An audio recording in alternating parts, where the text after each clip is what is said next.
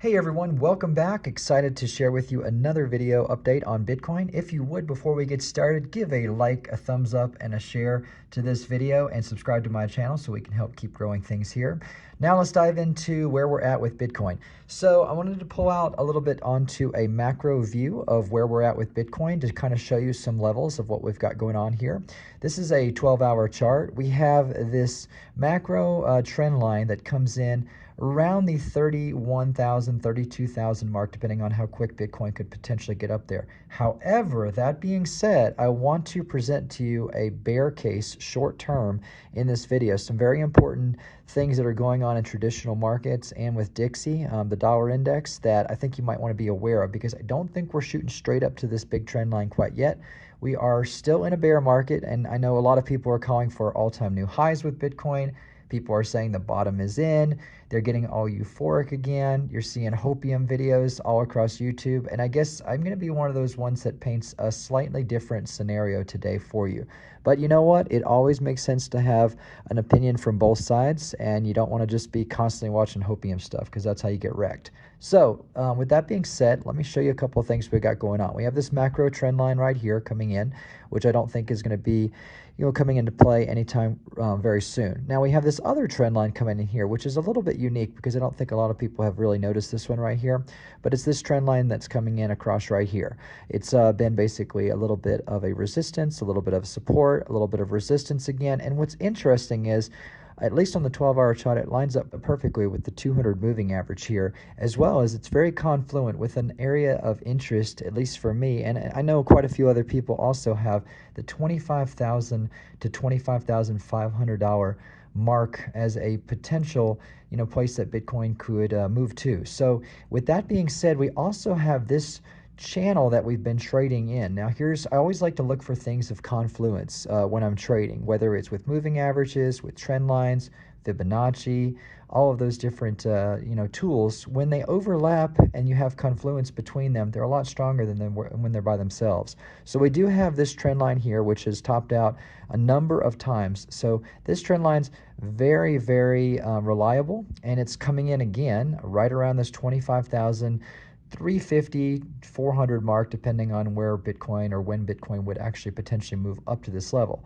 Now, we also have the bottom side of this channel that we've traded in, and it comes in around the 20,500 mark, depending on when Bitcoin could potentially fall there. Now, I'm sharing these levels with you because I want to share potential risk reward setup and how that can come into play, because if you are, or when you are trading, setting up good risk reward scenarios is the key to trading. You're not going to be right all the time, but if you can set up scenarios where your reward is maybe 5 times to 1 or 6 to 1 or 7 to 1, and I'll explain what that means here shortly. Basically, that's how you win at trading. You're not going to win all the time, but you want your wins to be way bigger than your losses. So anyway, we also have this small trend line that's coming up right here. So that could provide a little bit of support around the $23,000 mark. But I do think ultimately we're going to break down. Now, let's dive into why things are potentially going to break down. Okay, first off, let's dive into the NASDAQ chart. This is actually the NASDAQ 100 E-mini futures. Its symbol is NQ1 exclamation point, and I really like taking a look at this chart over some of the other ones. Now, we all know that Bitcoin trades like a tech stock. It's not, its own independent thing. It's not an inflation hedge at this point. Essentially, Bitcoin trades like a giant technology company. It's a risk-on asset, and when things go risk-off for technology stocks, Bitcoin usually gets hammered to the downside as well too. So that being said, let's look at this long-term trend line that's come in here on the NASDAQ. And it comes in essentially to almost exactly where we're at right now. I even have an alarm set for around 13,500. And I've been talking about this level for a really, really long time as a potential rejection point. And I think we are almost to there. You can see we already have sellers coming into the market.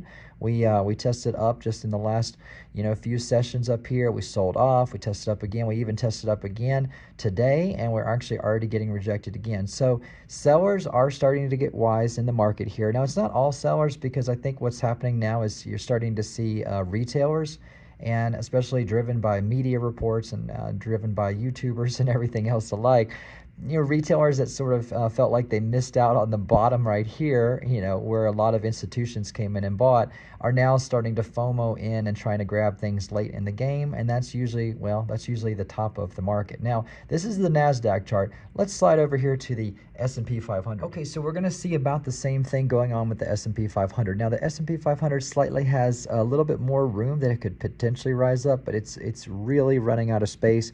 There's some moving averages coming into play here, and it's also basically almost to this major trend line from its top. The same thing goes for the Dow Jones. Dow Jones as well. Look, we have basically this major trend line coming across here, and we also have some major moving averages right here coming in, and it doesn't have much more room to move. So essentially, the NASDAQ has been on the greatest tear. Of course, it got hit more to the downside, so it had more upside to go, and it's gone up quicker. So it's sort of running into this area of resistance sooner than the SPY and also Dow Jones.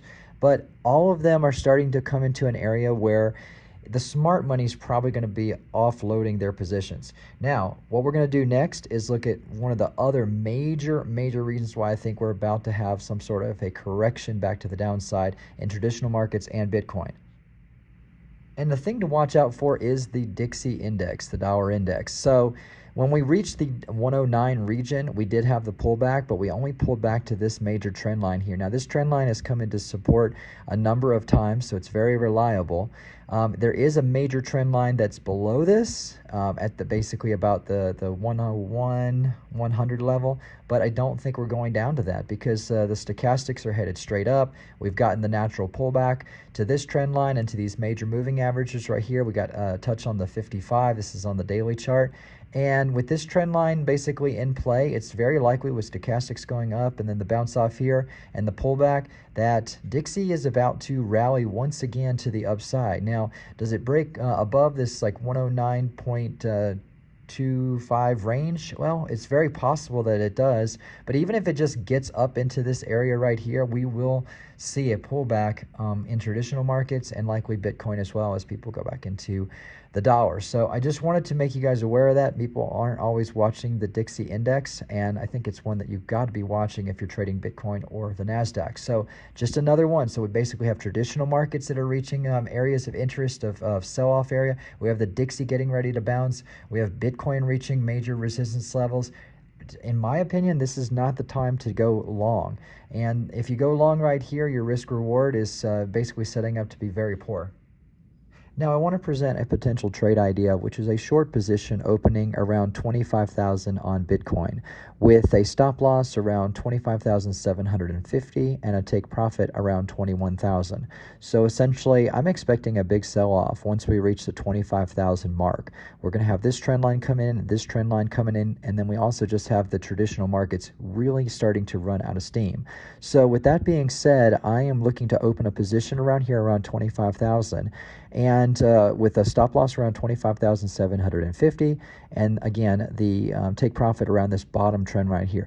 The risk reward is 5-1, which is very solid. Now I would also open up additional positions, so I wouldn't be going 100% all in at 25,000, but I would open up additional positions at like 25,200, 25,300, basically all the way up until this trend line right here. So essentially I'll dollar cost average in at slightly better levels if the move is slightly going against me up until this point right here, but not after this point. If we go anywhere above this, I'll just be hanging on with my stop losses, but basically up until about 25,350, 25,400-ish, that's where I would basically be dollar cost averaging into this short position at most, and then waiting to see what happens. But I do think that it's going to be difficult for Bitcoin to rally if traditional markets are pulling back, and especially if Dixie is also rallying to higher levels. So that being said, I want to wish everyone a great day, and please, if this video was of value to you, give it a like and a thumbs up and a subscribe. Really trying to get up to the 1,000 subscriber mark, and with your help we can do that, and I'll keep sharing some good ideas with you guys as well. So you guys take care and have an amazing day.